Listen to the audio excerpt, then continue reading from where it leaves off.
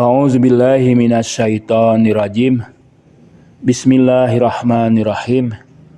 Allahumma shalli ala Muhammad wa ala ali Muhammad.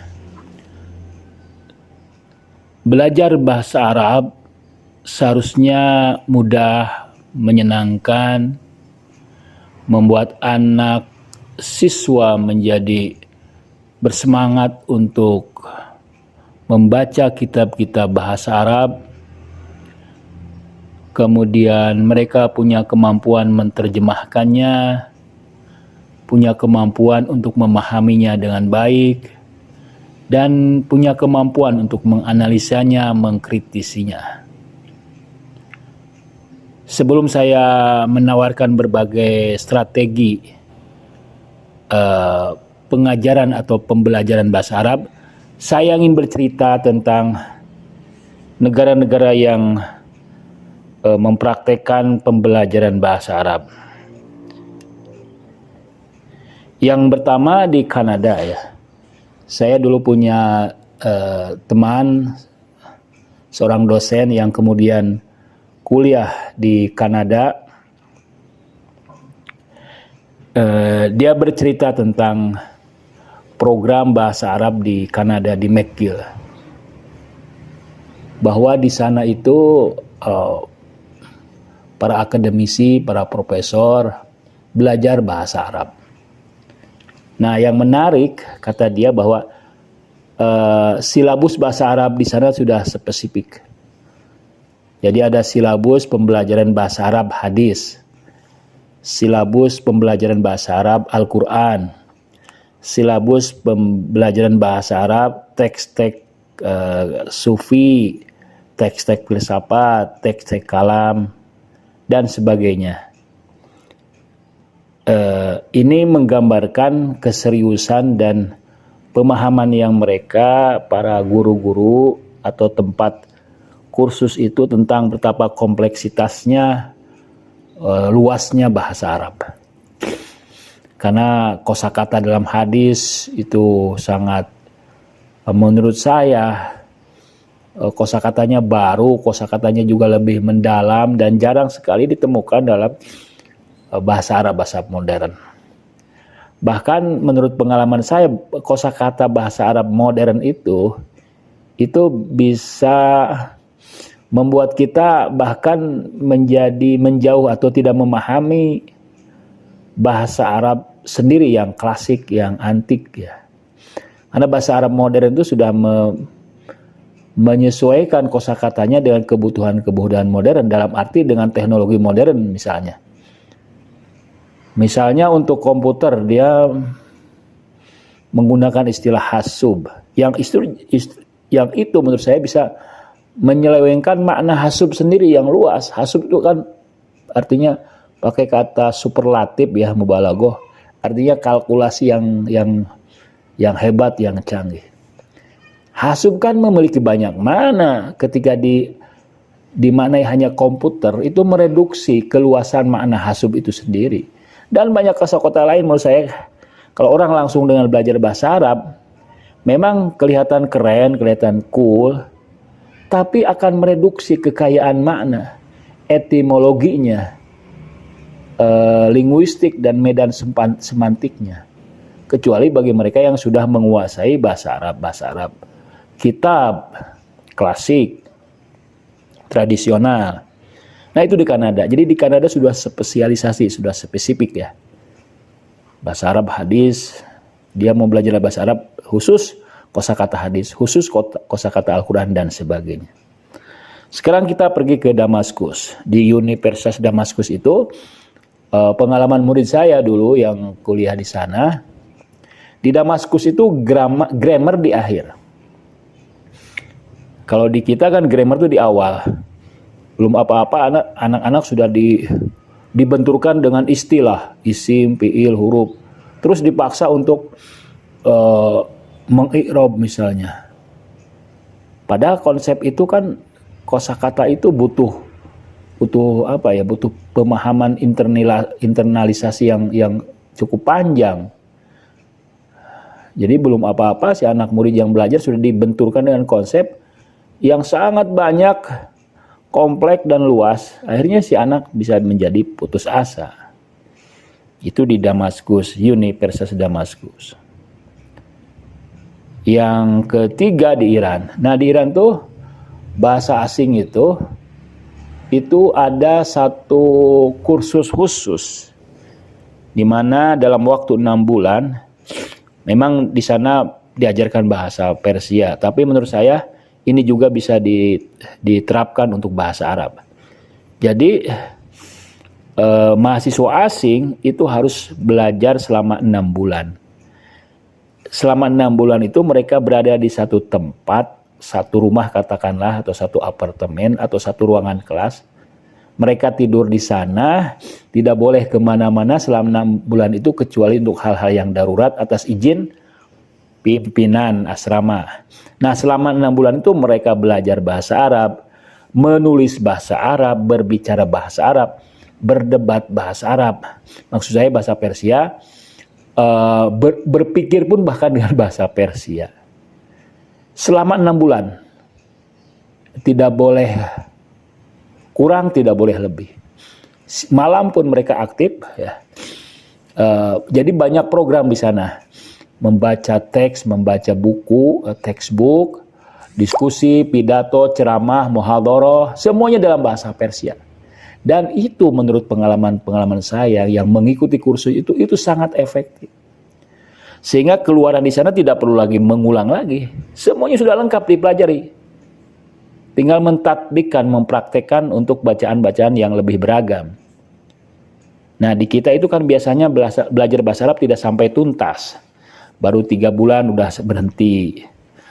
Baru 1 bulan udah berhenti. Sehingga tidak sampai selesai.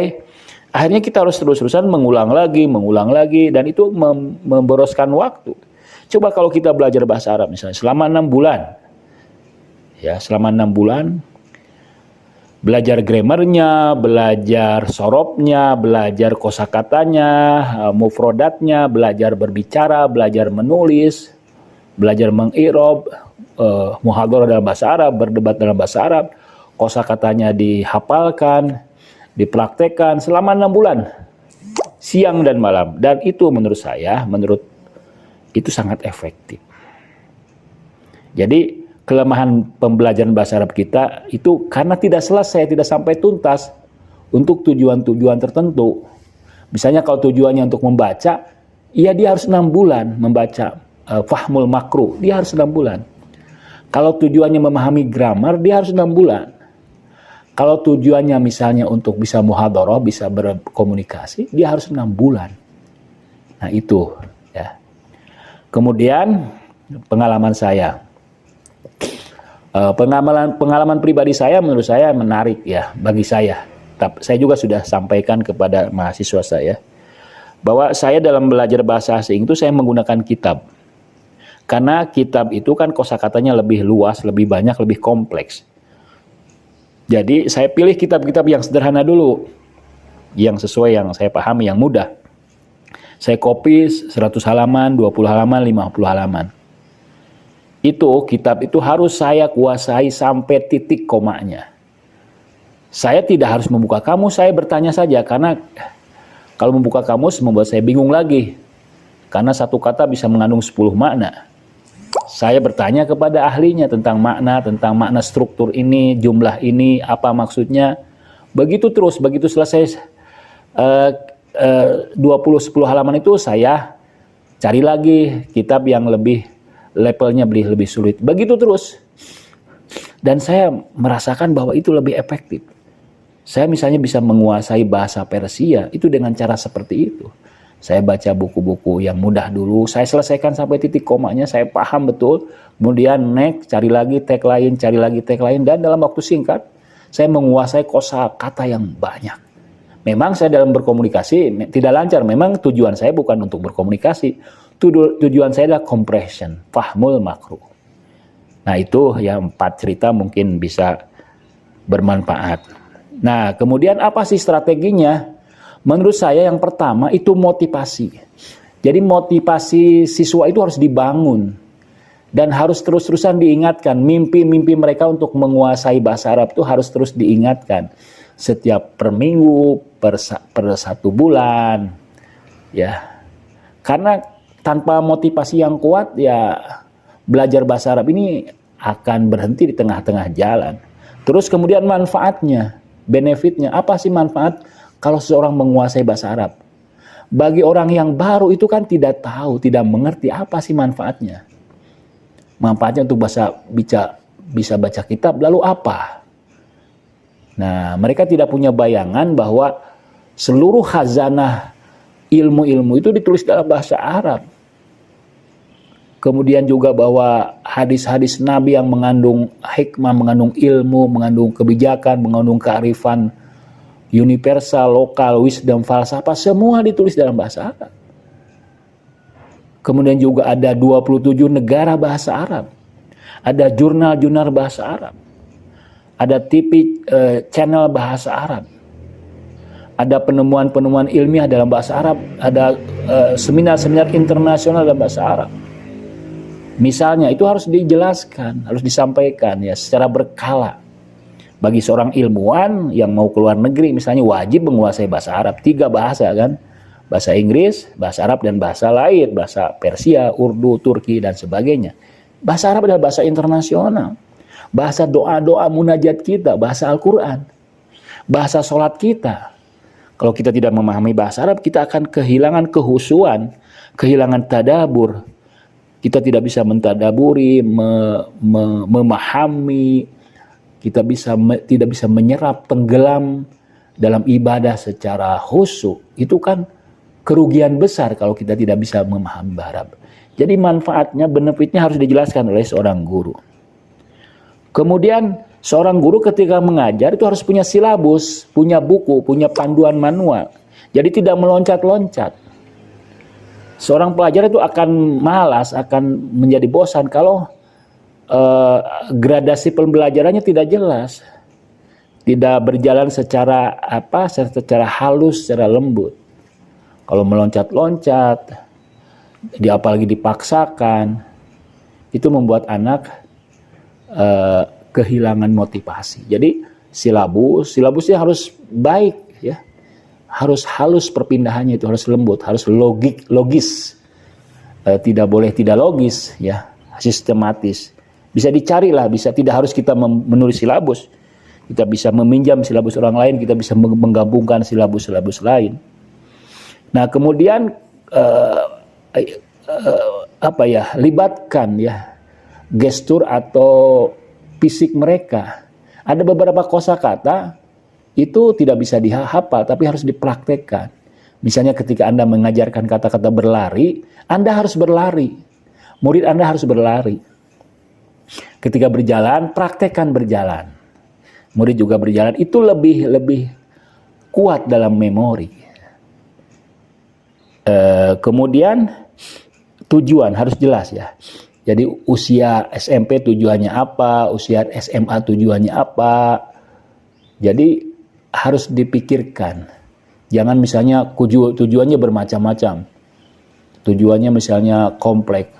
Ya untuk bisa memahami, ya untuk bisa berbicara, ya untuk bisa menulis. Itu akhirnya membuat anak kelelahan dan guru juga mungkin akan kelelahan. Jadi harus clear dan jelas. Mudah-mudahan itu bisa bermanfaat. Sharing saya. Wassalamualaikum warahmatullahi wabarakatuh.